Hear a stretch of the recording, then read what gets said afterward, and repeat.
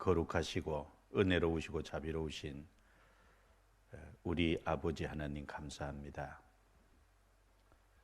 연약하고 부족한 저희들을 구원해 주시고 또 하나님의 뜻 가운데 살게 도와주심을 감사합니다. 이번 12기 어머니 교실에 저희들을 불러 모아 주시고 또 꾸준히 반복해서 주의 말씀을 함께 배우고 또 실천하는 귀한 시간들을 갖게 해주심을 감사합니다. 저희들에게 맡겨주신 귀한 자녀를 하나님의 말씀으로 또 주님의 사랑으로 잘 양육해서 주님이 쓰실 수 있는 귀한 자녀들로 드리는 이 일에 우리 모두를 인도해 주시고 부모의 역할을 잘 함으로 하나님께 영광을 돌리게 도와주옵소서. 이 마지막 시간도 주 성령께서 친히 함께 하셔서 하나님의 선하시고 기뻐하시고 온전하신 뜻이 무엇인지 더욱 생각해 주시옵소서. 시종을 주께 의탁합니다. 저희를 구원해 주신 주 예수님 이름으로 기도드리옵니다. 아멘.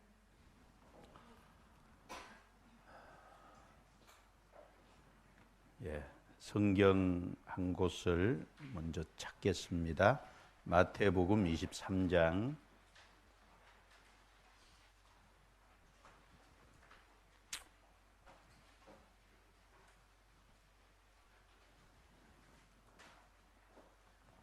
마태복음 23장 1절부터 7절까지 제가 읽겠습니다.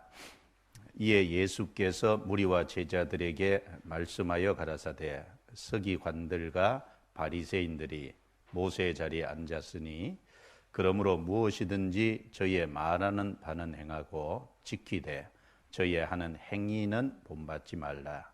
저희는 말만 하고 행치 아니하며 또 무거운 짐을 묶어 사람의 어깨에 지우되 자기는 이것을 한 손가락으로도 움직이려 하지 아니하며 저희 모든 행위를 사람에게 보이고자 하여 하나니 곧 그 차는 경문을 넓게 하며 우수를 크게 하고 잔치의 상석과 해당의 상자와 시장에서 문안 받는 것과 사람에게 랍비라 칭함을 받는 것을 좋아하느니라. 거기까지입니다. 한 시간 마지막 강의 오직 삶으로 가르치는 것만 남는다. 91페이지입니다. 91페이지.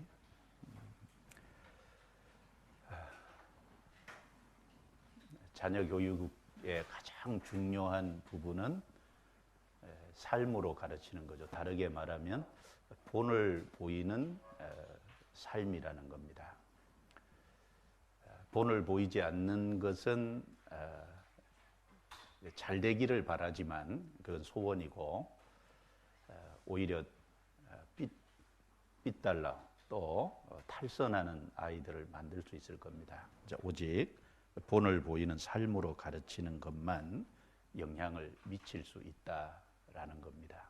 그래서 본을 보이는 것이 참 중요한데 여기 그 91페이지에 이제 두 가지를 예를 들어놨어요.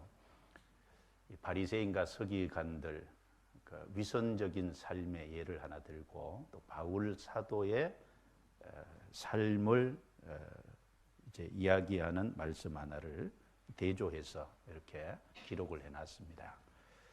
이 바리새인들은 말만 하고 행동은 없었죠.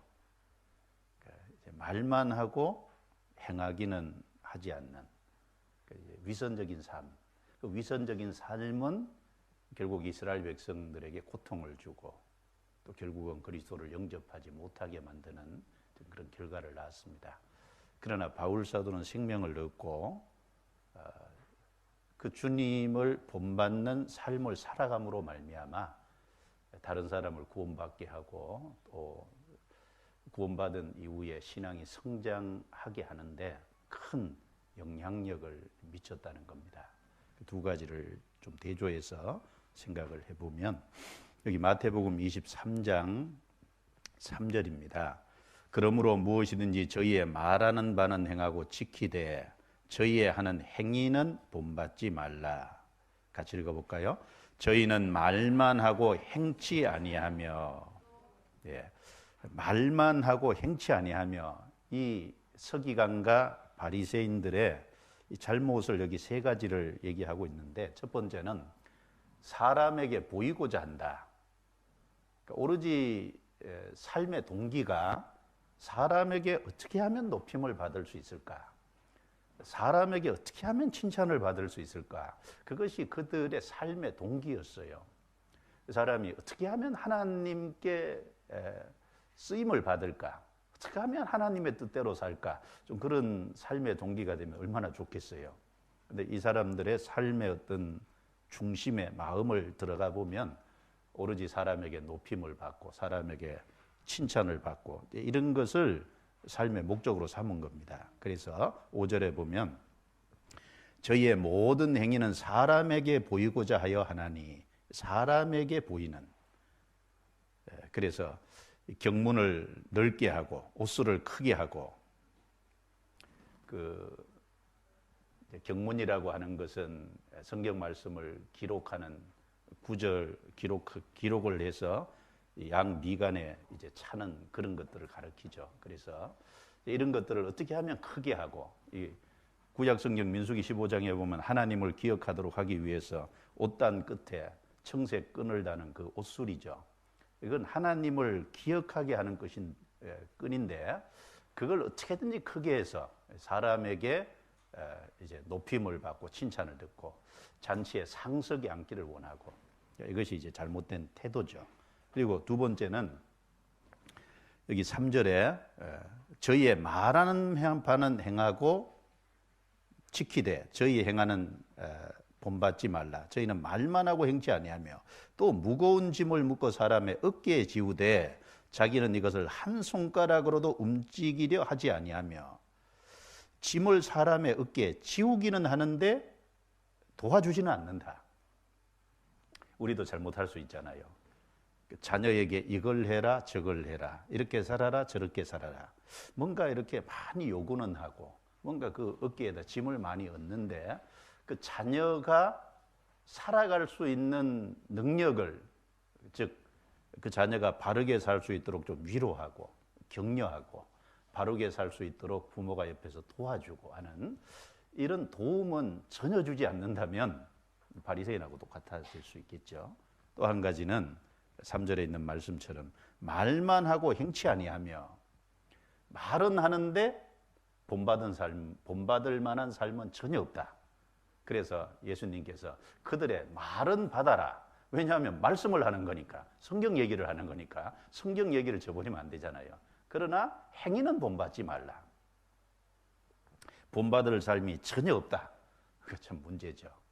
그래서 이 바리새인들의 삶의 특징을 여기 세 가지, 중심의 동기가 오로지 이제 세상적인 거라는 겁니다. 사람에게 보이고자 하는. 두 번째는 사람에게 많은 짐은 지우는데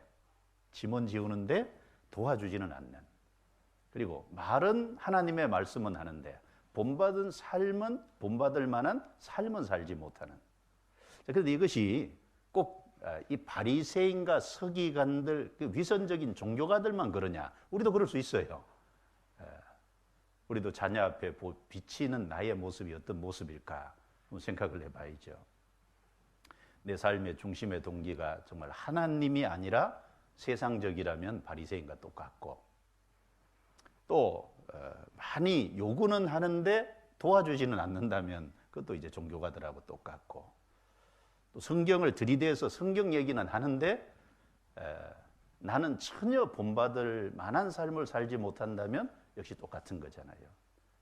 그래서 이것은 꼭 위선적인 종교가들만을 얘기하기보다는 우리 모두를 향한 말씀이고, 우리도 충분히 여기서 교훈을 받아야 될 겁니다.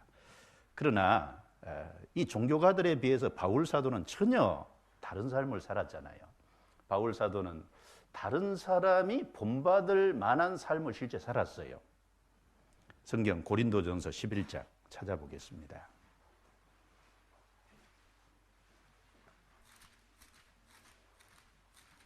11장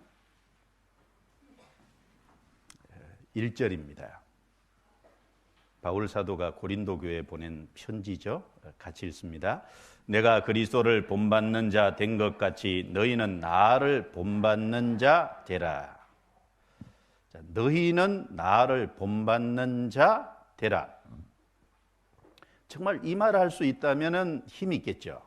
물론 우리는 뭐 바울처럼 그렇게까지는 못한다고 해도 적어도 자기가 행하고 이제 따라서 이제 자녀가 부모를 따라서 살게 할 수 있다면은 그 힘 있는 그 말에 능력이 있을 겁니다. 내가 그리스도를 본받는 자 된 것 같이 먼저는 자기가 그리스도를 본받는 삶을 살았기 때문에 자기 삶도 본받으라고 이제 말할 수 있었어요. 그 구체적으로 말하면 31절부터 33절이죠. 31절에 보면 먹든지 마시든지 무엇을 하든지 다 하나님의 영광을 위하여 살아. 그러니까 바울 사도는 무엇을 하든지 하나님의 영광을 우선해서 생각하는 삶을 살았기 때문에 너희도 하나님의 영광을 위한 삶을 나를 통해서 본받으라 이렇게 말할 수 있었고, 또 33절에 나와 같이 모든 일에 모든 사람을 기쁘게 하여 나의 유익을 구치 아니하고 많은 사람의 유익을 구하여 저희로 구원을 얻게 해라. 그러니까 유대인이나 헬란 이방인이나 하나님의 교회나 그치는 자가 아니고 모든 사람을 유익을 위해서 삶으로 많은 사람을 주님께로 돌아오는 구원받게 하는 그 일에 본이 됐다는 겁니다. 먼저 그러니까 고린도 성도들을 향해서도 나를 본받는 자 되라 이렇게 말할 수가 있었겠죠. 또 빌립보서 3장을 한번 찾아보겠습니다. 빌립보서 3장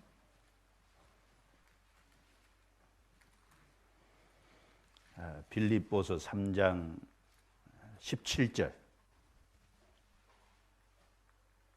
같이 읽어볼까요? 형제들아 너희는 함께 나를 본받으라. 또 우리로 본을 삼은 것 같이 그대로 행하는 자들을 보이라. 여기도 자신 있게 바울이 빌립보 교회 성도들에게 너희는 함께 나를 본받으라. 우리로 본을 삼은 것 같이 그대로 행하는 자들을 보이라. 바울이 빌립보 교회에 가서 복음 전하다가 감옥에 갇히기도 하고 또 빌립보 교회를 여러 번 방문해서 전도하는 가운데 빌립보 교회에 보여준 바울의 삶이 있어요. 그것을 그대로 본받고 그대로 행하는 삶을 보이라고 부탁합니다. 빌립보서 4장 9절도 한번 보시죠. 빌립보서 4장 9절 같이 읽어보겠습니다. 너희는 내게 배우고 받고 듣고 본 바를 행하라. 그리하면 평강의 하나님이 너희와 함께 계시리라. 여기 너희는 내게 배우고, 이제 빌립보 성도들은 바울에게 성경의 가르침을 받았죠. 그 다음에 받고, 그 다음에 듣고 본 바를 바울이 실천하는 삶이죠. 이것을 행하라. 그리하면 평강의 하나님이 너희와 함께 계시리라. 바울은 자기가 보여준 것을 그대로 행하라고 이제 권면하고 있습니다. 그래서 우리는 이 서기관과 바리새인들처럼 위선적인 삶을 살면서 자녀에게 이제 나처럼은 살지 말라고 그렇게 말할 수도 있고, 또 바울처럼 자기가 그리스도를 먼저 본받으면서 정말 주님을 따르는 삶을 살면서 나를 본받는 삶을 살라고 그렇게 말할 수도 있을 겁니다. 전자는 능력 없는 결과를 결국 초래할 거고, 후자는 능력을 갖게 될 겁니다. 성경에 다윗은 참 믿음의 사람이잖아요. 다윗은 자기가 먼저 하나님을 가까이 하고 하나님을 찾고 살았어요. 그러니까 인생을 이제 마감하면서 마지막 죽음 앞에서 솔로몬에게 하나님을 따라 살으라고, 하나님을 찾고 살으라고 유언과 같은 말을 할 수 있었잖아요. 성경 한번 찾아볼까요? 역대상 28장입니다. 역대상 28장.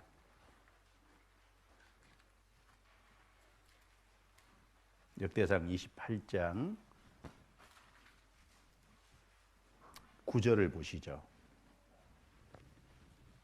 이 다윗이 이 죽음 앞에서 인생을 마감하면서 솔로몬에게 성전 건축도 부탁하고 또 이제 그 중에 신앙적인 겉면을 여기 하고 있죠. 9절 같이 읽어보겠습니다. 내 아들 솔로몬아, 너는 내 아비의 하나님을 알고 온전한 마음과 기쁜 뜻으로 섬길지어다. 여호와께서는 문 마음을 감찰하사 모든 사상을 아시나니 내가 저를 찾으면 만날 것이요 버리면 저가 너를 영원히 버리시리라. 자, 내가 저를 찾으면, 하나님을 찾으면 만날 것이요 버리면 저가 너를 영원히 버리시리라. 자, 솔로몬에게 하나님을 찾고 가까이 하고 하나님을 섬기고 살 것을 여기 부탁을 하는 겁니다. 자, 이렇게 부탁하는 다윗은 자기 자신이 먼저 하나님을 가까이 하고 살았어요. 가까이 하고 살았기 때문에 그 아들 솔로몬에게 자신 있게 하나님을 섬기고 가까이 하라고 살라고 부탁을 할 수 있었던 겁니다. 그리고 여기 이 솔로몬에게 어떻게 하면은 하나님을 가까이 하고 하나님의 도움을 받을 수 있는지를 아주 자세히 얘기했죠. 너는 내 아비의 하나님을 알고 그랬어요. 자, 하나님을 섬기려면 먼저 하나님을 알아야 되잖아요. 하나님이 어떤 분인지를 정확하게 알고, 그리고 온전한 마음과 기쁜 뜻으로 섬길지어다. 하나님을 섬기려면요 먼저 마음이 들어가야 돼요. 그래서 마음이 들어가는데 이제 밥만 들어가면 안 되죠. 그러니까 온전한 마음과 그 마음이 발라야 된다는 겁니다. 그리고 기쁜 뜻으로, 또 하나님을 섬기려면 자기 의지도 들어가야죠. 뜻은 의지잖아요. 즐거운 뜻으로, 그러니까 자원하는 심령으로 주님을 섬기라고 부탁했습니다. 그리고 여기 하나님에 대해서 정확하게 알고 있죠. 여호와께서는 문 마음을 감찰하사 모든 사상을 아신다. 하나님은 모든 사람 마음을 지으신 분이에요. 모든 사람의 마음을 감찰하시고 모든 사람의 마음을 아셔요. 그러니까 반드시 하나님을 찾으면 하나님이 만나 주실 것이다. 사실은 이건 다윗이 인생의 경험 속에서 깨달은 거예요. 다윗은 어릴 때부터 하나님을 찾았잖아요. 시편 71편 5절에 보면 다윗이 말하기를 하나님은 나의 어릴 때부터 의지시라. 다윗은 어릴 때부터 하나님 찾았어요. 그리고 목동 때도 찾았잖아요. 시편 23편 같은 것은 목동 때 지은 시잖아요. 여호와는 나의 목자시니 내가 부족함이 없으리로다. 골리앗 앞에 나아갈 때도 하나님을 의지하고 나아갔죠. 참 큰 골리앗, 참 이 골리앗은 엄청난 장수잖아요. 근데 자기는 조그마한 소년이거든요. 그런데 물매하고 돌 5개 하고 작대기 하나 하고 가지고 골리앗 앞에 나갈 적에 인간적으로는 얼마나 두려울까요? 그런데 하나님을 의지했잖아요. 그러니까 이제 용감한 마음이 생기고 하나님이 도와줄 것에 대한 확신이 생기고 자신 있게 얘기할 수 있었죠. 당신은 창과 칼과 단창으로 내게 나오지만 나는 당신이 모욕하는 만군의 여호와의 이름으로 당신에게 갑니다. 전쟁은 하나님께 속한 겁니다. 하나님이 나로 이기게 해주실 겁니다. 자신 있게 말할 수 있었어요. 그리고 사울에게 계속 쫓겨다닐 때, 사울에게 쫓겨다닐 때도 위태위태한 일을 많이 겪었지만 그때마다 하나님을 의지했잖아요. 하나님을 피난처로 삼았잖아요. 그리고 그때 하나님의 도우심을 입었어요. 그리고 왕이 돼서도 하나님을 가까이 했어요. 물론 인생에 큰 실수를 저질렀죠.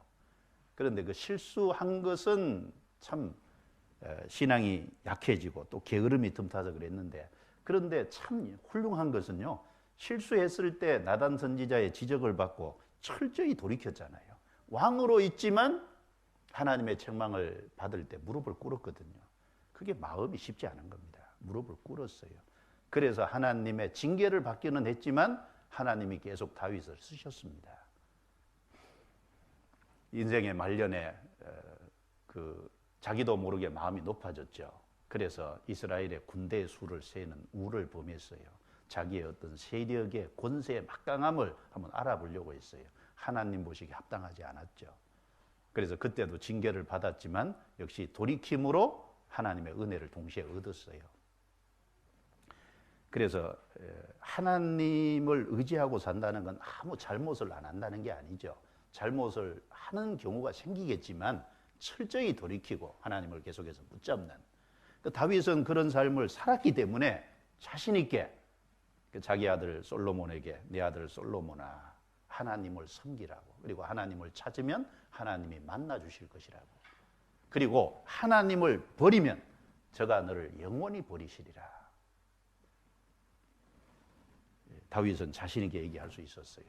예수님도 보셔요. 무엇보다도 예수님은 자기가 하지 않은 것은 하라고 하시지 않았어요. 예수님은 우리에게 본을 보이신 분이잖아요. 예수님은 기도의 본을 보이셨어요. 그렇죠? 마가복음 1장에 보면 새벽 미명에도 기도하시고, 누가복음 6장에 보면은 그 일꾼들을 세우실 때 밤새도록 기도하시고 아침에 이제 일꾼들을 세우셨어요. 그리고 예수님은 전도하기 위해서 또 기도하신 내용도 있고, 예수님은 높은 산에 올라가서 기도하신 적도 있고, 예수님은 또 십자가를 앞에 두시고 하나님의 뜻에 자기 뜻을 완전히 복종시키기 위해서 나의 원대로 마옵시고 아버지의 원대로 되기를 원하셔서 그 복종시키기 위해서 기도를 했습니다. 기도의 본을 보이셨기 때문에 기도하라고 하셨습니다. 시험을 받았지만 시험을 이기셨잖아요. 40일을 금식했지만 그 가운데서 아주 극한 3가지 시험이 왔지만 이기셨어요. 시험을 받았지만 시험을 이기셨기 때문에 시험을 이기라고 우리에게 말씀하실 수 있습니다. 그분은 제자들을 섬기셨잖아요. 섬김의 아주 대표적인 분이 본인 요한복음 13장에 보면 마지막에 십자가를 앞두고 예수님이 제자들의 발을 씻겨주신, 섬겨주시고 내가 너희를 발을 씻긴 것처럼 너희도 서로 발을 씻기는 것이 옳으니라. 섬김의 본을 보여주시고 섬기라고 하셨어요. 부지런히 전도하고 다니셨죠. 그래서 전도하시고 전도하라고 말씀하셨습니다. 사랑의 본을 보이시고 사랑하라고 하신 겁니다. 요한복음 13장에 보면은 예수님이 자기 때가 가까이 이른 줄을 아시고 자기 사람들을 사랑하시되 끝까지 사랑하시니라. 가룟 유다도요, 잘못하는 걸 계속 아셨지만 주님이 아무 말씀 안 하셨어요. 끝까지 가룟 유다도 사랑했어요. 주님이 하시는 일은 끝까지 사랑하고, 가룟 유다 하는 자기가 할 일은 끝까지 배신하는 거였어요. 사실은 가룟 유다는 끝까지 주님을 배신한 겁니다. 끝까지 사랑하시는 본을 보이시고 사랑하라고 하신 거예요. 예수님은 어느 경우든지 자신이 행하지 않고는 하라고 안 하셨습니다. 사실 우리도 말을 할 때 참 조심해야죠. 자기가 먼저 행하고 그리고 하라고 하는, 그것이 이제 양심에 거리낌이 없고 힘이 있고 능력이 있는 것이 틀림없이 될 겁니다. 그래서 무엇보다도 본을 보이는 삶, 이것은 자녀에게 가장 큰 영향력을 미칠 수 있는 것이라고 생각합니다. 우리가 가정에서 자녀들과 같이 성경을 가르치고 자녀들 마음에 성경을 심고 잘 대하고 중요하죠. 그러나 그런 것이 병행이 되면서 동시에 우리의 행실이 본이 될 때, 본이 된다는 건 아무 잘못을 안 한다 그 말이 아닙니다. 잘못하지만 잘못한 것이 있으면 돌이키고, 또 잘못한 것이 있으면 자녀들에게도 사과할 줄 아는 아주 그런 모습들, 자녀에게 본을 보이면서 행할 때 아마 그게 자녀의 삶을 바꾸고 변화시킬 수 있는 것일 겁니다. 그래서 그런 의미에서 오직 삶으로 가르치는 것만 남는다, 이렇게 마지막 그 제목을 잡은 겁니다. 제가 조금 읽어보죠. 1번입니다. 91페이지 1번. 자, 자녀 교육에 있어서 가장 중요한 교과서는 성경이며 그 다음은 부모의 삶입니다. 그 어떤 삶을 말할까요? 본을 보이는 삶이다. 그걸 강조한 겁니다. 자녀에게 있어서 가장 큰 고통은 아마도 자신은 행하지 않으면서 자녀들에게는 행하라고 하는 부모가 아닐까 합니다. 부모 자신은 배울 것이 없는 인생을 살면서 자녀들에게는 잘 살으라고 하는 사람처럼 위선적인 사람은 없을 것입니다. 그렇죠. 그런 의미에서 부모 자신이 먼저 마음에 하나님의 말씀을 심고, 그리고 그 마음판의 말씀을 새겨서 그대로 살아보려고 발버둥 치고 애쓰고, 그러므로 우리 삶이 변화되고 그 변화되는 삶을 자신에게 보여주면서 가르칠 때 그게 이제 능력 있는 삶이 될 겁니다. 그래서 마음을 다지는 심정으로 다음의 글을 함께 읽어보겠습니다. 자, 1번부터 4번인데 같이 자, 제가 번호하면은 같이 읽어보세요. 자, 1. 우리는 먼저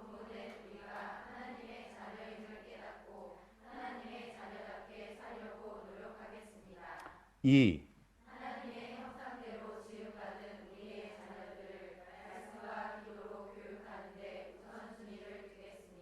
3.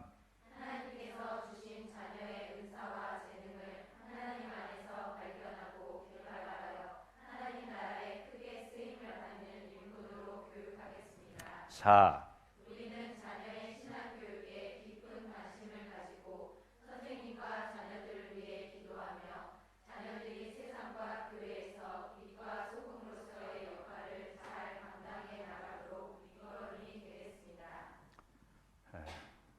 선사하신 겁니다. 예.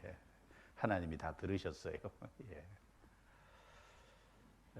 그 유대인들은 그 13세인가에 성인식을 한다고 하잖아요. 그 성인식을 할 때 누가 참석하냐면 할아버지 할머니들이 살아계시면 꼭 참석을 한대요.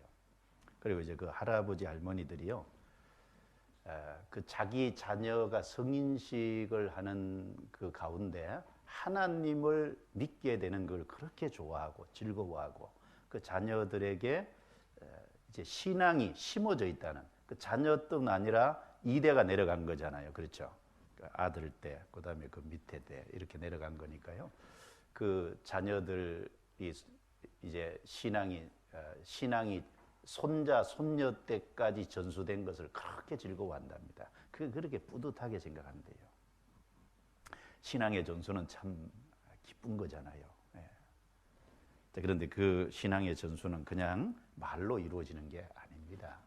우리가 자녀에게 신앙 전수되기를 정말 원한다면 우리가 말씀이 이제 우리 마음에 심겨지고 본이 되고 그리고 변화가 되고 그리고 가르쳐지는 게 남을 겁니다. 2번입니다. 사람의 변화는 십자가에서 시작됩니다. 그랬어요. 인간 변화의 가장 큰 원동력은 십자가의 주님의 사랑입니다. 우리도 이 자리에 앉아 있을 자격이 없지만 주님의 사랑으로 이 자리에 앉게 된 자들입니다. 그러므로 우리는 항상 주님의 사랑을 마음속에 되새기며 살아야 합니다. 주님의 첫사랑이 점점 우리 마음속에서 흐려지면 우리가 무너지고 있다는 증거입니다. 결국에는 우리의 마음의 질서도 마음의 속도도 점차 허물어질 것입니다. 자녀를 말씀으로 가르치는 것이 막히고 무엇인가 잘 되지 않을 때 그때가 바로 주님의 십자가 아래로 피해 들어가야 할 때입니다. 그 인간 변화의 가장 큰 그런 원동력은 뭐냐? 십자가잖아요. 사실 십자가가 사람을 바꿀 수 있잖아요.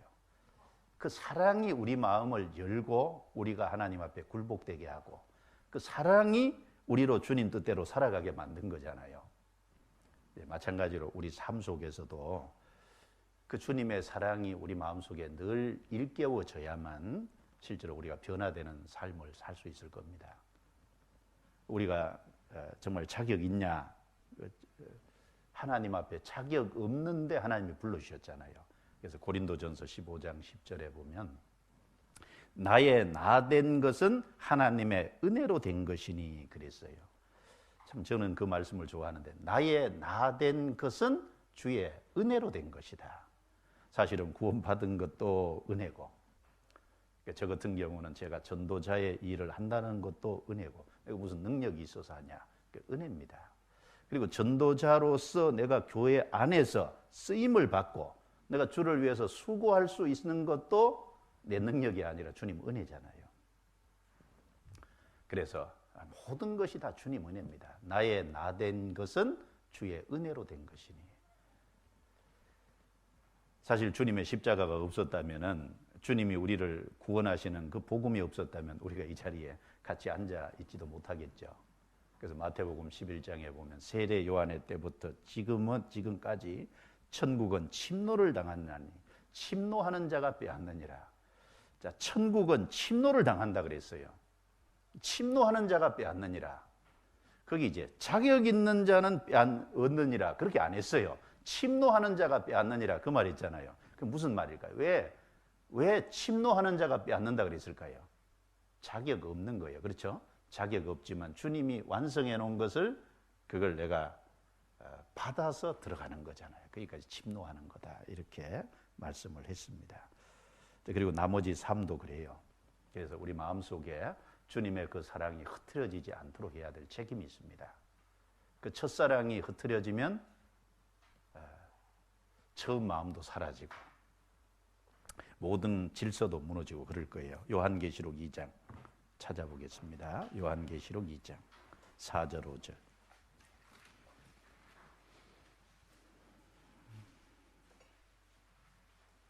요한계시록 2장 4절 5절.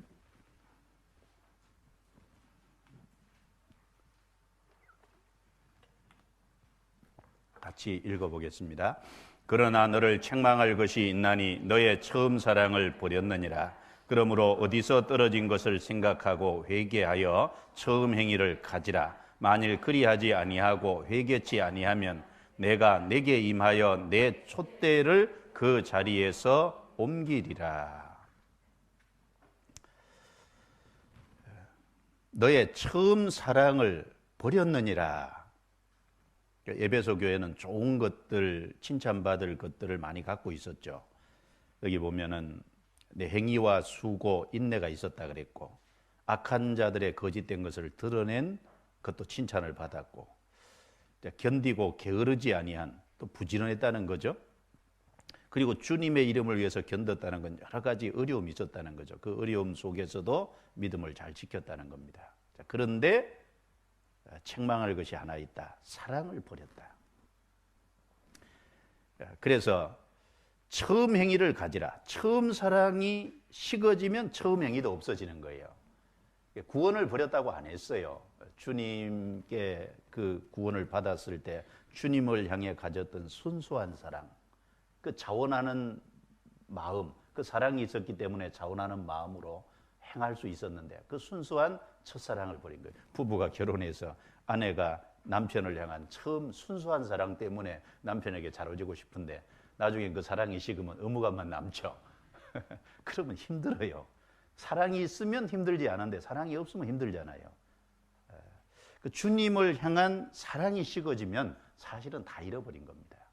그래 사랑이 식어지면 내 촛대를 그 자리에서 옮기리라. 사랑을 버렸는데 촛대를 하나님이 옮기겠대요. 사랑이 제일 중요한 겁니다. 그래서 구원받은 그 은혜 때문에 주님을 사랑하게 되고 거기서 올라오는 감사와 자원하는 마음이 있는데 그 사랑을 잃어버리면 감사도 꺼지고 자원하는 마음도 꺼지고 모두 다 꺼지고 그러면 아무것도 안 될 거예요. 그래서 우리가 항상 십자가의 그 은혜와 사랑이 이제 잃어버리지 않도록 식어지지 않도록 하는 것은 우리 책임일 겁니다. 그 야곱을 한번 생각을 해보면 야곱이 창세기 28장에 보면 형 에서가 죽이려고 하니까 도망가면서 부엘세바 강야에서 환상 중에 주님이 나타나서 사닥다리가 하늘과 땅까지 이제 걸쳐 있고 그 위에 천사가 오르락 내리락 하고 그 제일 사닥다리 위에서 하나님 말씀하셨죠. 약속을 하시기를 내가 너와 함께 있다. 내가 어디로 가든지 함께 해주겠다. 그리고 내가 내 뜻을 다 이루기까지 너를 떠나지 아니하리라. 주님이 거기 나타나셨고 그리고 약속해 주시고 하셨어요. 야곱은 그때 가장 외로웠을 때잖아요. 가장 힘들 때잖아요. 그런데 그 중에 하나님의 그 특별한 음성을 듣고 약속을 받았어요. 그래서 버뜩 깨었죠. 깨어보니까 환상이에요. 그래서 그 자기가 돌을 베개했던 그걸 해서 제단으로 삼아서 거기 하나님께 서원을 했잖아요. 내가 다시 하나님이 나를 이곳까지 돌아오게 하면 내가 이곳에 하나님을 섬기겠다고 이곳에서. 그리고 내가 수입의 10분의 1을 하나님께 드리겠습니다. 그래서 이제 떠나서 이제 어머니의 오빠, 외삼촌이죠. 외삼촌 집에 가서 20년을 있다가 돌아왔어요. 돌아왔으면은 그럼 가장 먼저 어디로 가야 돼요? 그 하나님이 나타나셨던 곳으로 가야 돼요. 그 베델로. 그런데 베델에 안 갔죠. 창세기 33장에 보면 에서하고 하해하고 난 후에요. 숫곳에 그냥 있었어요. 세겜에 땅을 샀어요.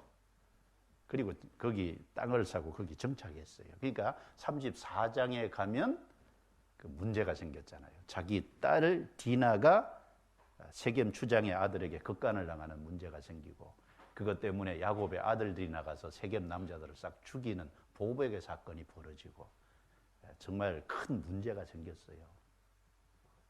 그때 하나님이 야곱에게 나타나 어찌할 줄을 몰랐겠죠. 야곱은 야곱아 베델로 올라가라. 하나님 다시 얘기했었잖아요. 베델로 올라가라고. 그래서 그 하나님의 음성을 듣고 야곱은 자기 집안 사람들을 모아서요, 가지고 있는 모든 우상이나 합당치 않은 것을 다 끌어모아서 상수리 나무에 묻어버리고 베델로 다시 올라갔잖아요. 그게 이제 엘베델입니다. 엘베델. 베델의 하나님. 베델에서 나타났던 하나님께로 다시 간 거예요. 그게 이제 우리로 말하면 처음 주님을 경험했던 십자가의 그 사랑, 십자가로 다시 간 겁니다. 그렇죠? 아브라함은 가나안 땅에 있다가 흉년이 들었을 때 애굽으로 내려갔죠. 그런데 애굽으로 내려갔다가 처음 단을 쌓았던 곳으로 다시 올라왔어요. 룻기에 보면 룻은 베들레헴에 흉년이 들, 베들레헴은 떡집이란 얘기인데 하나님 축복이 있는 곳이에요. 흉년이 들었다고 그거 있어야 되는데 모압으로 내려갔어요. 그런데 다시 문제가 있을 때 베들레헴으로 다시 돌아왔어요. 처음으로 다시 돌아오는 겁니다. 우리가 늘 돌아가야 될 곳이 어딜까요? 주님 품입니다. 잊어버리면 안 돼요. 그 주님 품에 있을 때 가장 안전한 것이고, 그 주님의 사랑을, 그 주님을 향한 사랑이 있을 때 우리에겐 힘이 있어요. 그 주님을 향한 사랑이 식어지면 사실은 다 잃어버리는 거고 결국은 아무것도 없는 겁니다. 그래서 이제 그것을 먼저 생각을 해야 되겠습니다. 92페이지 넘겨보시죠. 그래서 모든 것보다 주님이 우선이 돼야 될 거예요. 마태복음 10장 37절부터 39절에 그 인용해 놨는데 같이 읽어볼까요? 아비나 어미를 나보다 더 사랑하는 자는 내게 합당치 아니하고 아들이나 딸을 나보다 더 사랑하는 자도 내게 합당치 아니하고 또 자기 십자가를 지고 나를 쫓지 않는 자도 내게 합당치 아니하니라. 자기 목숨을 얻는 자는 잃을 것이요 나를 위하여 자기 목숨을 잃는 자는 얻으리라. 그래서 어떤 경우에든지 우리 삶의 가장 우선순위는 주님이 돼 있어야 될 거예요. 우리 삶의 우선순위가 주님이 돼 있을 때 거기서부터 힘이 나오는 겁니다. 그 우선순위를 잃어버리면 힘을 잃는 거예요. 그래서 우리가 자녀가 귀하지만 자녀보다 하나님보다 자녀를 더 앞세우면 안 될 거예요. 내가 하나님을 더 우선할 때 자녀를 바르게 기를 수 있어요. 여러분 세상 사람들도요 자녀에 대해서 엄청 공을 들입니다. 오로지 자녀가 소망이에요. 그 자녀를 위해서 모든 것을 투자하고 다 합니다. 그런데 그들에게 없는 것이 있어요. 딱 하나, 주님이 없죠. 무한한 사랑과 무한한 지혜와 무한한 능력을 가지신 하나님이 없어요. 우리에게는 그 사람들에게 없는 하나님이 있어요. 그 하나님이 우리의 삶의 우선순위가 될 때 자녀를 기르는 그것에도 능력이 있어요. 그 우선순위가 돼 있을 때 하나님의 도움을 받을 수 있고 우선순위가 돼 있을 때 우리 마음에 하나님이 더 자원하는 마음과 일할 수 있는 힘을 주실 거예요. 능력을 주실 겁니다. 그리고 3번입니다. 보시죠. 자녀에게도 주님의 사랑을 뿌리 내리게 해야 합니다. 그래서 1, 2번은 이제 우리의 삶이고 3번은 이제 자녀 얘기를 좀 해보겠습니다. 거듭남은 사람에게 있어서 절대적인 문제입니다. 양보할 수가 없죠. 자녀들을 사랑한다면 거듭남의 문제는 절대적으로 양보할 수 없는 문제입니다. 거듭나지 않으면 하나님 나라를 볼 수도 들어갈 수도 없습니다. 우리 어머니들은 육적 탄생의 주역이잖아요, 자녀들에게. 그렇다면 영적 탄생의 주역도 돼줘야 된다는 거예요. 자녀들이 하나님의 자녀로 탄생하는 것은 시간 속에서 그저 자연스럽게 이루어지는 것이 결코 아닙니다. 그건 저절로 되는 것이 아닙니다. 하나님의 능력으로 되죠. 요한복음 1장 12절 같이 읽습니다. 영접하는 자 곧 그 이름을 믿는 자들에게는 하나님의 자녀가 되는 권세를 주셨으니 이는 혈통으로나 육정으로나 사람의 뜻으로 나지 아니하고 오직 하나님께로서 난 자들이니라. 이 내용을 밑에 설명해 놨습니다. 혈통으로 나지 않았다. 그 말은 부모가 거듭났다고 해서 자녀가 따라서 거듭나는 건 아니라는 거죠.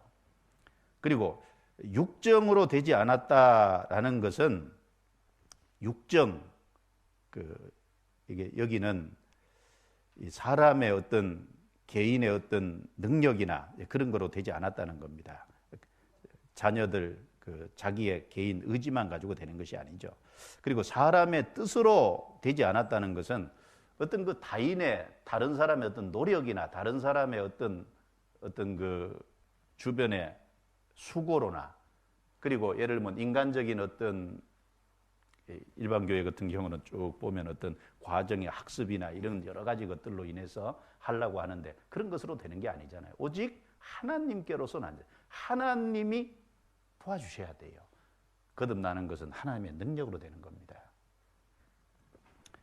그러려면 참 부모가 잘해야 되겠죠. 그래서 요한복음 3장 6절에 육으로 난 것은 육이요 성령으로 난 것은 영이니 요한복음 3장 7절에 내가 내게 거듭나야 하겠다 하는 말을 기억이지 말라. 그래서 그 밑에 내용은 우리가 다 잘해도요 거듭나지 못했다. 우리 자녀가 거듭나지 못해서 죽음을 건너갔을 때 영원한 천국에 같이 갈 수 없다. 가장 안타깝게 하는 거 아닙니까? 다 했다고 해요. 자녀들과 대화도 잘하고 모든 것을 다 잘하고 잘 해줬어요. 그런데 결과적으로 거듭나지 못했다면 참 통탄할 일이죠. 성경에 보면 다윗이 참 믿음의 사람인데 다윗이 압살롬 자기 아들에게 반역을 당해서 왕위를 찬탈을 당해서 기드론 계곡을 건너갈 때 맨발로 황급히 건너가는 일이 있었잖아요. 그런데 다윗의 마음 중심에는 압살롬이 자기 아들이 자기를 반역해서도 그 압살롬을 사랑했어요. 압살롬이 진짜 잘 되기를 바랐거든요. 비록 자기를 반역했지만. 그래서 자기 군대 장관 요압에게요. 압살롬의 반역을 이제 해서 그 반역의 무리를 진압할 때 압살롬은 제발 죽이지 말라고 부탁했어요. 그런데 요압이 그걸 무시하고 죽였죠. 이게 나귀를 타고 압살롬이 가는데 상수리 나무에 이렇게 머리카락이 걸려서 나귀는 지나가 버리니까요 대롱대롱 걸려 있었어요. 요압이 그걸 봤잖아요. 창으로 찔러 죽였어요. 물론 그 모든 것은 하나님의 허락하심 안에서 됐다고 생각합니다. 압살롬이 끝까지 안 돌이켰으니까. 그런데 다윗은 그 소식을 듣고 나서 어떻게 했어요? 내 아들 압살롬아, 내 아들 압살롬아. 목 놓아서 모든 사람이 다 들을 정도로 목 놓아서 울었잖아요. 그 반역의 주동자가 처단됐으니까 이 반역은 진압이 됐죠. 그 이스라엘의 다윗 편에 가담했던 사람은 반역을 진압한 승리자가 됐잖아요. 어떻게 보면 이제 반역을 진압하는 다윗에게는 공신이나 마찬가지거든요. 그런데 진압을 한 사람들, 승리자들이 다윗이 너무너무 우니까 부끄러웠어요. 자기들이 이겼다는 게. 압살롬이 죽었다는 게. 부끄러울 정도로 다윗이 울었어요. 그래서 하나 둘 몰래 승리의 잔치를 할 시간도 없이요. 떠나서 자기 집으로 다 돌아가 버렸어요. 다윗 요압이 그랬죠. 아이 왕이여 이것이 바른 처사입니까? 우리가 그럼 승리하지 말고 우리가 졌어야 됐다는 말입니까? 승리한 사람들이 부끄럽게까지 그렇게 우십니까? 다윗이 그쳤다 그랬어요. 그런데 다윗이 왜 그렇게 울었을까요? 단지 자기 아들 압살롬이 육신적으로 죽었어요? 그 전에도 자기 아들들이 죽은 일이 있어요. 근데 그렇게 안 울었습니다. 근데 압살롬이 죽었을 때는 그렇게 울었어요. 다윗이 하나 확실하게 알았겠죠. 다윗은 믿음의 사람이니까 자기 아들 압살롬이 자기를 반역하고 죽임당했는데 문제는 자기 아들의 영혼이 어떻게 됐냐 그거예요. 지옥 갔잖아요. 100%. 사실은 목 놓아서 운 겁니다. 그러니까 그 모든 것이 다 되더라도 자녀가 구원을 받지 못하고 영원한 천국에 확실히 같이 가지 못한다면요, 그 모든 것이 무슨 소용이 있겠냐 그 말이죠. 그래서 육적 탄생의 주역이 되신 것처럼 영적 탄생의 주역도 돼요. 어떻게든지 자녀를 구원받게 해야 됩니다. 구원받게 도와줘야 돼요. 자, 92페이지 제일 밑에 보시죠. 제일 밑에 단락입니다. 우리 자녀들이 구원이 무엇인지를 과거, 현재, 미래제까지 영원히 사해 주셨다는 영원한 속죄를 말로 정확하게 이야기한다고 해서 마음을 놓아서는 안 됩니다. 자녀들이 자라서 성령의 열매, 전도의 열매가 나오기까지 우리는 항상 가슴 졸이면서 자녀의 거듭남을 위해 기도하며 깨어 있어야 합니다. 자녀의 93페이지입니다. 육신적인 성장과 함께 지적인 성장은 계속 이루어집니다. 자녀들의 활동 영역이 점점 넓어지면서 사고의 영역, 인간관계의 영역도 자연스럽게 넓어지게 됩니다. 이 세상의 영역은 거의 대부분 악한 세력권 아래 떨어져 있습니다. 우리 자녀들이 자라면서 맛보게 될 세상은 참으로 안목의 정욕과 이생의 자랑들이 많습니다. 악한 것들과 유혹들이 너무 많습니다. 은밀하고 추하고 더러운 것들이 그럴듯한 포장지로 쌓여져 자녀들의 마음을 노략질하고 있습니다. 헛된 철학과 거짓 사상들은 우리가 인식하지도 못하게 TV나 게임, 세상 문화에 녹아 우리 자녀들의 정신을 혼미하게 흔들어대고 있습니다. 그러므로 우리는 언제라도 부도날 수 있는 것이 우리의 자녀 양육이라는 것을 알고 묵묵히 인내하며 기다리며 기도해야 합니다. 이를 위해 우리 그리스도인 부모들이 항상 깨어 있어야 합니다. 그렇죠. 우리가 자녀들이 자라는 이 세상은 악한 것들로 가득합니다. 그래서 예수님도 악하고 음란한 세대가 그랬습니다. 세상이 악하고 음란한 세대잖아요. 무감각하고 무감동의 세대잖아요. 그래서 예수님이 마태복음 11장 18절 19절에 보면 이제 춤추는 자들이 피리를 불어도 춤추지 않고 애곡하여도 가슴을 치지 않는다. 그러니까 피리를 불면 사람이 춤을 춰야 될 거 아니에요. 슬픈 일이 있으면 같이 울어줘야 될 거 아니에요. 피리를 부어도 춤추는 거죠. 애곡하여도 가슴을 치지 않는다. 예수님은 복음의 기쁜 소식을 갖고 왔어요. 복음이 아무리 전해져도 사람들이 기뻐할 줄 몰라요. 세례 요한은 회개를 외쳤어요. 죄를 지적하면서 심판과 지옥을 얘기하면서 회개해야 될 것을 얘기했는데도 사람들의 마음은 냉랭하고 아무 감각이 없어요. 자기들의 멸망에 대해서 개의치 않습니다. 이 세상이 딱 그런 곳이죠. 그리고 선을 악하다 하고 악을 선하다 하고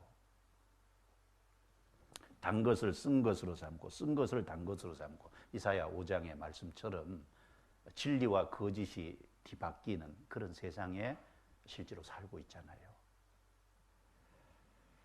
그래서 이제 요즘 세대들은요, 이분법적 사고를 거부한대요. 이분법적 사고, 진리와 거짓 이런 거 싫어한다는 거예요. 그런 것 같아요. 네. 창조와 진화 이렇게 얘기하면요, 꼭 둘 중에 하나를 받아들여야 되냐 그래요. 둘 다 맞대요. 세상에 그런 사람들이 있어요. 제가 상담하다 보니까 그런 사람들이 있더라고요. 그게 자꾸 생겨요. 이분법적 사고를 거부해요. 천국과 지옥 안 좋아합니다. 빛과 어두움 안 좋아해요.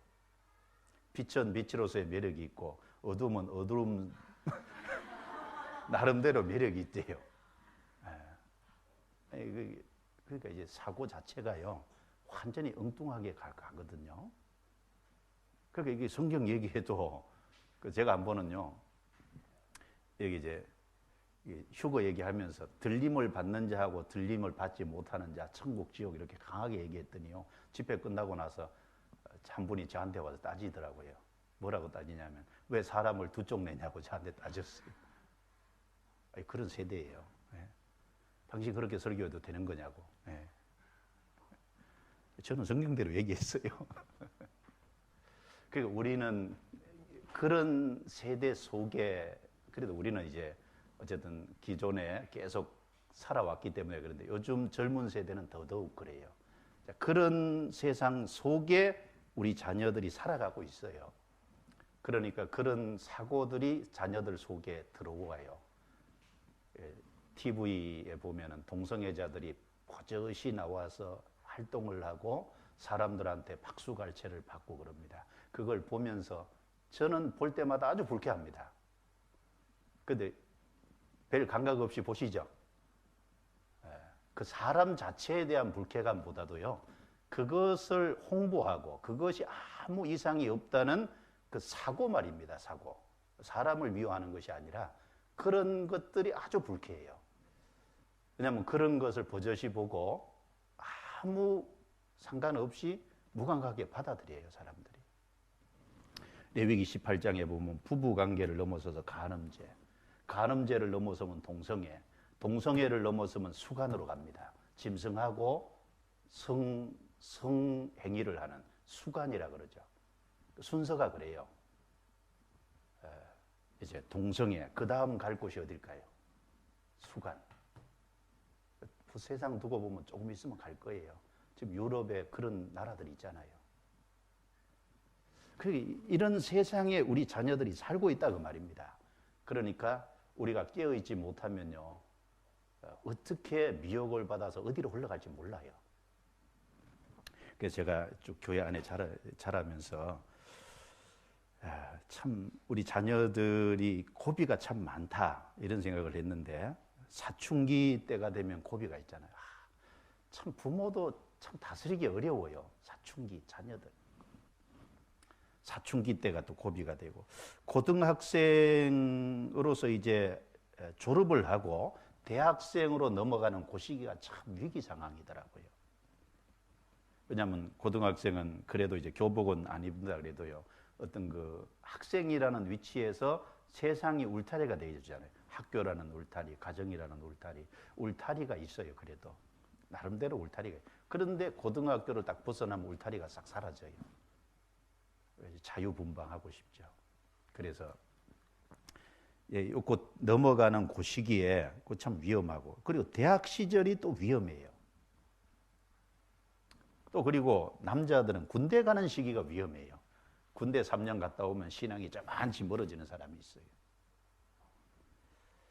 그리고 또 취업을 할 때, 대학을 졸업하고 취업할 때 세상이 가만히 놔두지 않죠. 그리고 또 결혼할 때, 짝을 만날 때, 그때가 또 위기예요. 그래서 제가 이제 가만히 생각하면서 이 부모는 끝까지 정신 차려야지. 그러니까 이제 고등학교 때 내 자녀가 잘했다고 대학 가서도 잘하는 게 아닙니다. 대학 가서 잘했다고 그 다음에 청년 돼서도 잘하는 게 아니에요. 청년 됐다고 잘한다고 계속 잘할 거다 아니에요. 결혼해서 나중에 위태위태하는 수가 생길 수도 있습니다. 그러니까 우리가 죽음을 넘어가기까지 사실은 부모는 자녀를 위해서 기도해야 돼요. 왜냐하면 내게 맡기신 귀한 자녀들이니까 끊임없이 계속 기도해 줘야 된다는 걸 생각합니다. 그래서 사실은 자녀가 자라갈수록요, 부모의 역할이 축소되잖아요. 그렇죠? 점점 더 축소됩니다. 축소되더라도 자녀를 위한 기도의 끈은 놓지 말아야 되겠다. 적어도 자녀를 위한 하나님의 중보자로서의 위치는 우리가 죽음을 넘어갈 때까지 가져야 되는 위치다라는 생각을 해봅니다. 성경 사무엘상 12장 한번 넘겨보겠습니다.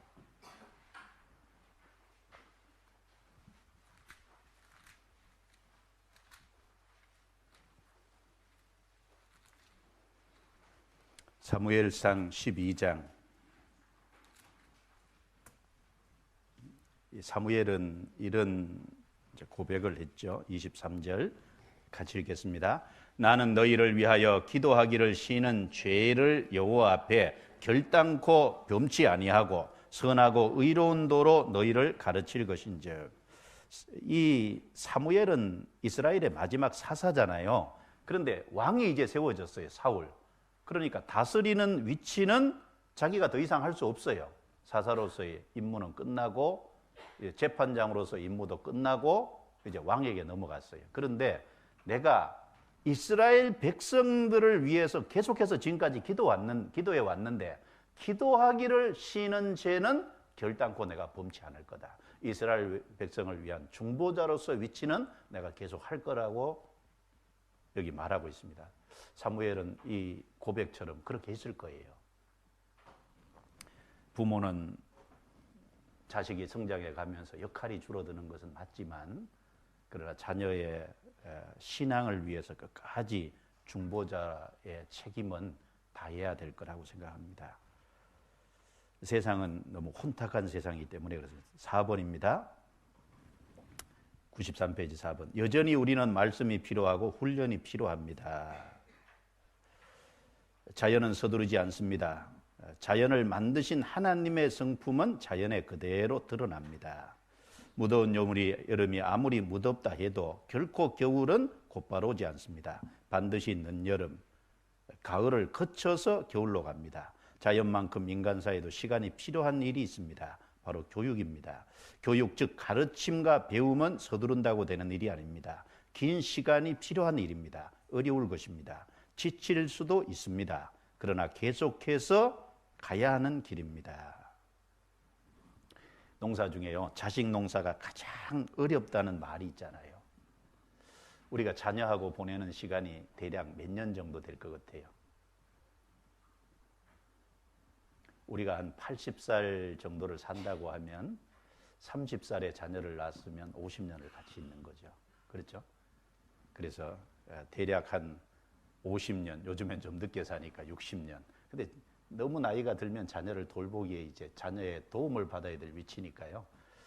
자녀를 위해서 할 수 있는 것은 한 40에서 50년. 그렇죠? 그런데 그 자식 농사가 가장 길 거예요. 그래도 농사 짓는 분들은 봄에 뿌리면 가을에는 열매를 얻잖아요. 그 자식 농사는요, 1년 가지고도 안 되고 10년 가지고도 안 되고 20년 가지고도 안 되고. 제 큰애가 26이에요. 26. 26년 동안 농사 지었는데 예. 근데 앞으로 몇 년을 더 지을지. 예. 어쨌든 그런데 안심을 못 하잖아요. 그렇죠? 그만큼 커서 이제 아직 결혼을 안 했는데 결혼한다고 해도 안심을 못 할 것 같아요. 예. 그래서 자식 농사가 가장 어려운데 긴 시간이 필요합니다. 때로는 지칠 수도 있어요. 때로는 힘들 수도 있어요. 그러나 해야 될 일이에요. 하나님이 우리에게 맡기신 일입니다. 그래서 이제 훈련이 더 필요하겠죠. 우리 마음속에 말씀을 뿌리는 훈련이 더 필요할 겁니다. 94페이지 넘겨보세요. 두 번째 단락입니다. 주님, 자녀를 말씀으로 가르치려고 하나 제게 말씀이 없습니다. 제게 눈을 열어 주의 법에 기이한 것을 보여주시옵소서라고 부르짖으며 성경 본문과 씨름하셔야 합니다. 이 씨름을 계속하시면 하나님께서 하늘에 속한 지혜를 우리에게 허락하실 것입니다. 우리가 자녀를 위한 말씀을 준비하는 이것도 이제 그냥 저절로는 안 되는 거죠. 자녀에게 때에 맞는 가장 적절한 자녀의 마음을 움직일 수 있는 그런 말씀은 기도와 훈련을 통해서 우리에게 주어진다고 생각합니다.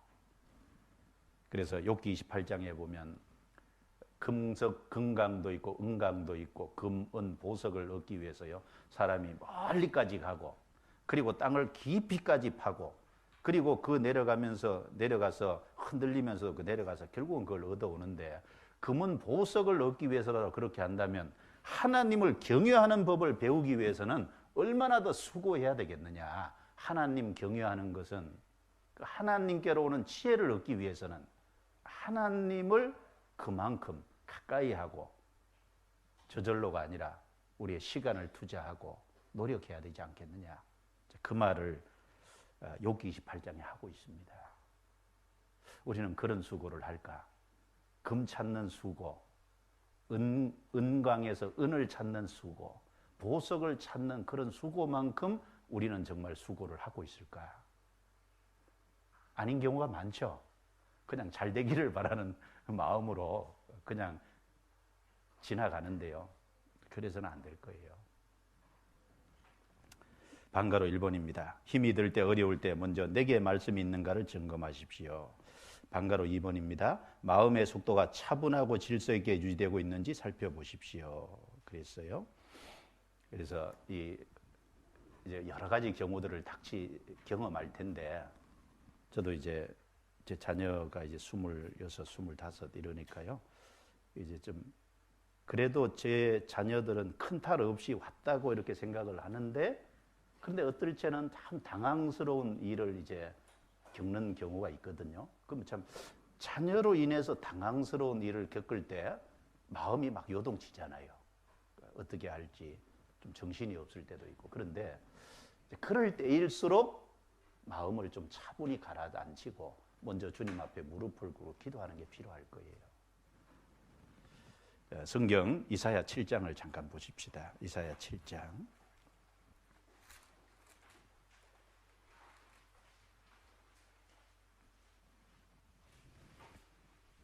7장 4절입니다. 4절 같이 읽겠습니다.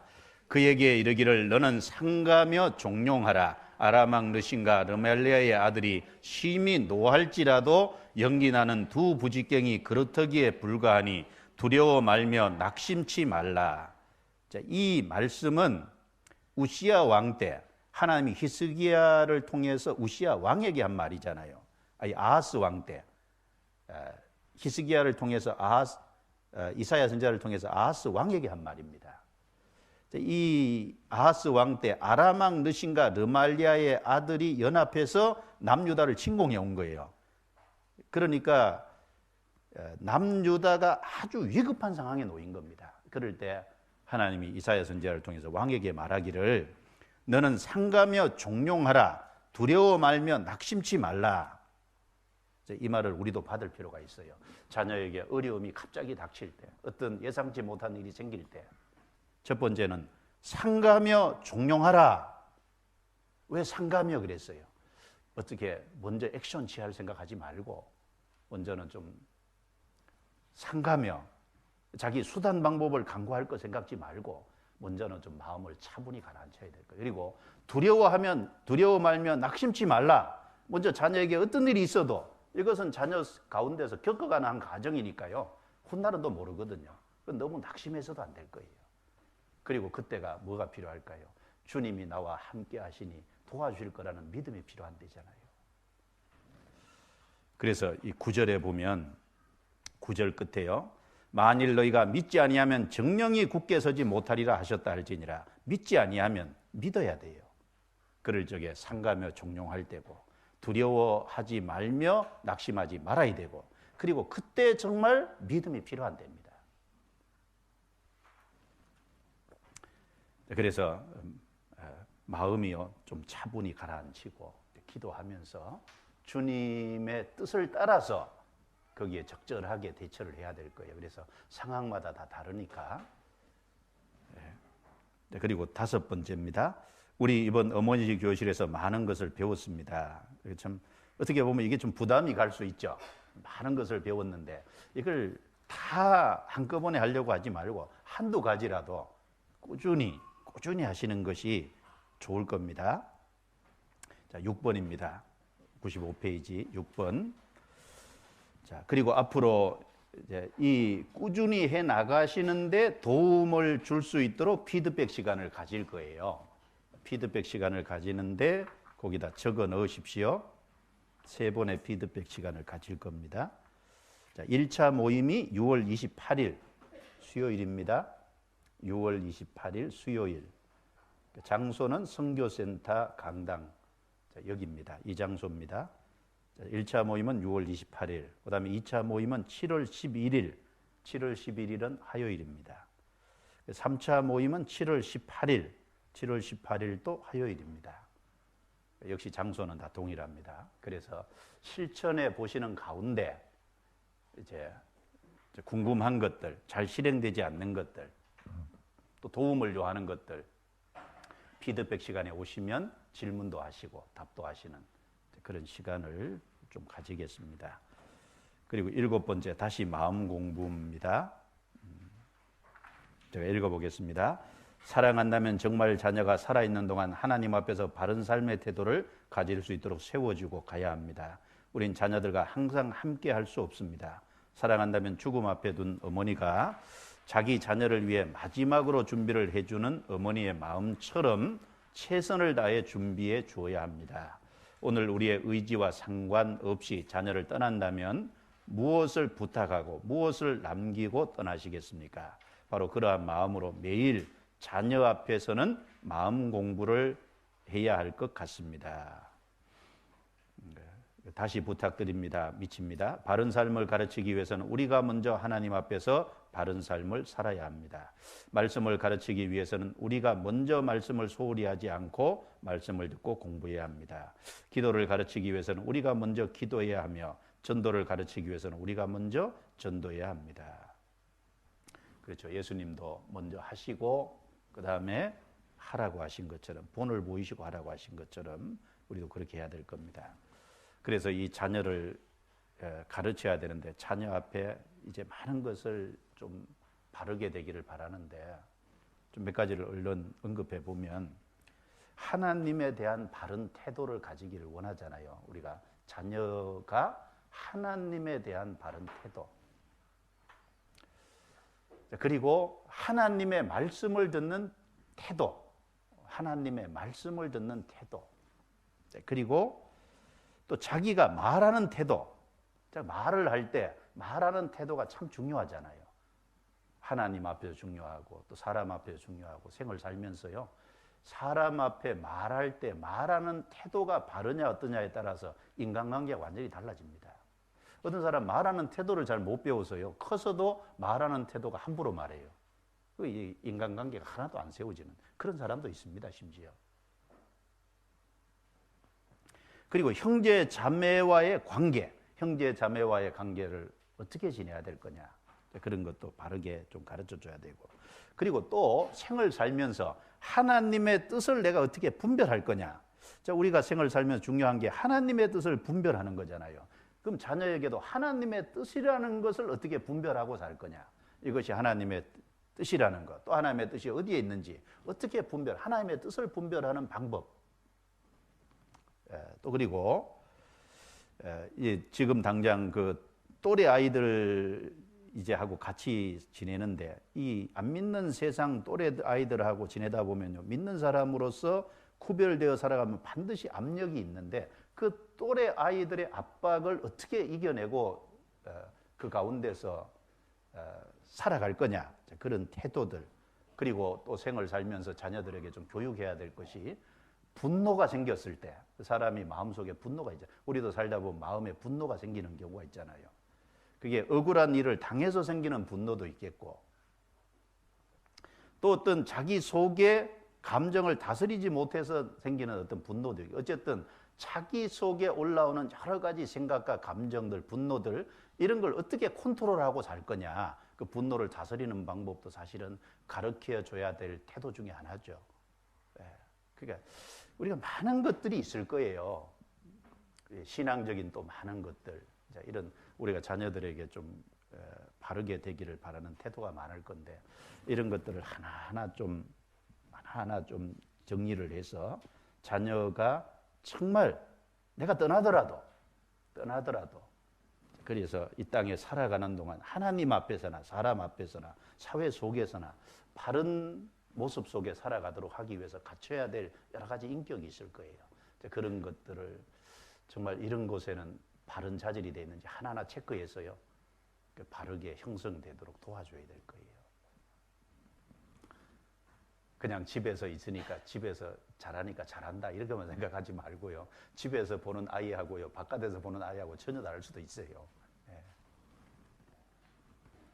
자, 그리고 8번째 마지막 부탁 말씀입니다. 이제 지금까지요.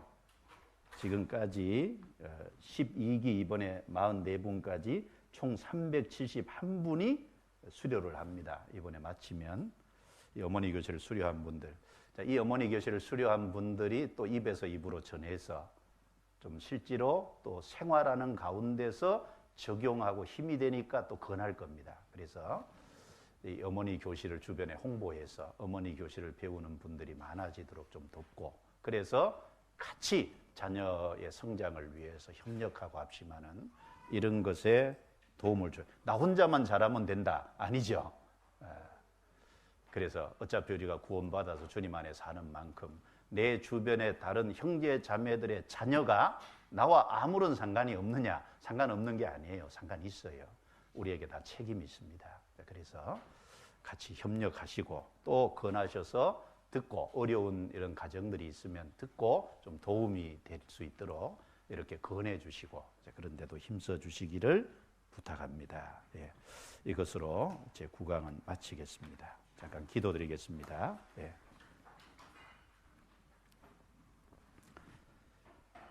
하나님 감사합니다.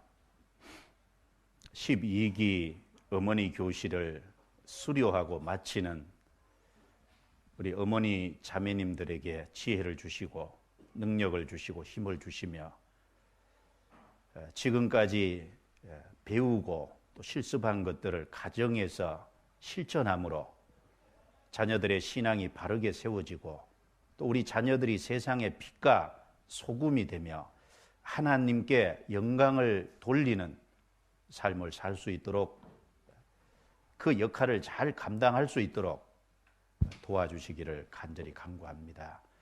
우리는 너무나 미약하고 어리고 지혜가 부족하다는 걸 절감하고 있습니다. 주님께 구할 때 꾸짖지 아니하시고 후히 주신다고 약속하신 주님만 바라보고 사모합니다. 같이 합심하고 협력하면서 이 일을 행해 나갈 수 있도록 도와주옵소서. 그리스도인 자녀들이 더 믿음 가운데 살아감으로 하나님의 나라가 확장되고 하나님의 영광이 더욱 세상에 드러나게 해 주옵소서. 그 일에 우리에게 책임을 맡기셨사오니 이 일에 충성될 수 있도록 도와주옵소서. 모든 것을 주께 감사합니다. 우리를 구원해 주신 주 예수님 이름으로 기도드리옵니다. 아멘.